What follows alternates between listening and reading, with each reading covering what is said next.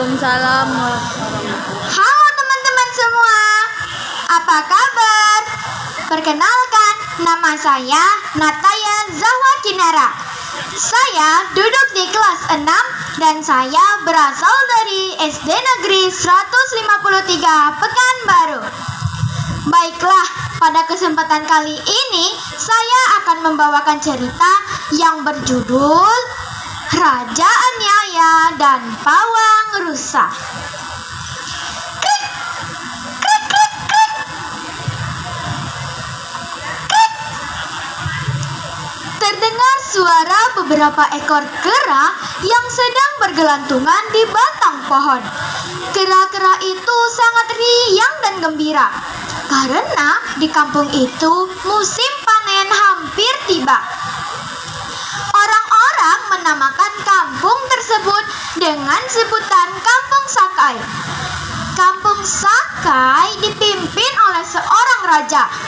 Rakyat setempat sangat takut kepada sang raja, dikarenakan raja memiliki sifat yang sangat angkuh dan sombong. Oleh karena itu, rakyat memanggilnya dengan sebutan Raja Aniaya. Pada suatu hari, Hulu Balang mendapatkan cerita bahwasannya di kampung tersebut ada seorang lelaki yang ahli dan pandai dalam menangkap rusa. Laki-laki itu disebut dengan sebutan Pawang Rusa. Ampun tuanku, hamba mendengar ada seorang laki-laki yang ahli dan pandai dalam menangkap rusa, tuanku. Laki-laki itu disebut dengan sebutan Pawang Rusa, tuanku. Wajah Raja Aniaya memerah seperti kepiting rebus mendengar kabar itu. Raja Aniaya terlihat gusar dan cemas. Raja berjalan mondar-mandir sambil mengangguk-anggukkan kepala. Tanpa berpikir panjang lagi, Raja Aniaya mengutus Hulu Balang istana. Hahaha, baiklah, sengaja kalian dipanggil guna menemui si Pawang Rusa. Kalian harus membawanya ke istana dan kalian harus mengatakan kepadanya bahwa Raja Aniaya ingin bertemu. Perintah sang raja. Keesokan harinya, Pawang Rusa berniat mencari 7 orang dukun beranak. Pawang Rusa juga memetik bayam merah yang ada di belakang pondok mereka. Kain lampin dan beberapa ember sudah disediakan. Selanjutnya, Siti Fajar menyuruh ayahnya berbaring, menjerit, serta merintih seperti orang yang akan melahirkan. Dukun beranak terlihat sibuk memintal-mintal kain lampin yang berwarna merah.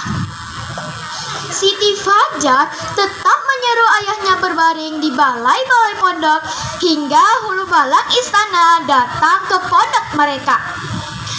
Tidak lama kemudian, terdengar suara ringkikan kuda pertanda bahwa Hulu Balang istana telah datang ke pondok mereka. Cukuduk, cukuduk, cukuduk. Pawang Rusa, keluar! Hei, Pawang Rusa, keluar, jangan sembunyi. Pawang Rusa, keluar! Hulu Balang memanggil Pawang Rusa dengan suara yang meninggi. Namun, yang keluar hanyalah Siti Fajar tanpa ditemani oleh sang ayah. Siti Fajar menceritakan ayahnya sakit melahirkan dan tidak dapat memenuhi kehendak sang raja. Namun Hulu Balang tidak percaya dan mengatakan Siti Fajar pembohong. Akan tetapi terlihat darah segar yang mengalir dari balai-balai pondok tempat Pawang Rusa berbaring. Hulu Balang tidak percaya dengan apa yang dilihatnya dan segera meninggalkan pondok Pawang Rusa. Sesampainya di istana, Hulu Bolang menceritakan apa yang diceritakan Siti Fajar kepada sang raja. Namun Raja Anyaya tidak mempercayainya dan ingin melihat langsung. Di depan pondok Pawang Rusa terlihat segerombolan kerajaan yang ditemani sang raja memanggil Pawang Rusa. Lagi-lagi yang keluar hanyalah Siti Fajar yang datang menghadap. Siti Fajar mempersilahkan raja masuk, akan tetapi raja menolak dan menagih janji Pawang Rusa. Nah teman-teman, tahu tidak siapa Siti Fajar ini? Nah, Siti Fajar ini adalah seorang gadis yang sangat rajin. Ia rajin beribadah, bangun pagi, serta belajar. Oleh karena itu, ia menyelesaikan masalah dengan mudah. Raja dan Hulu Balang tidak percaya dengan perkataan Siti Fajar. Kemudian Siti Fajar pun menjawab dengan berani.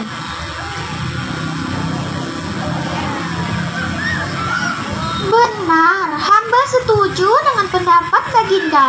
Bagaimanakah mungkin ayah hamba dapat melahirkan, sedangkan beliau laki-laki?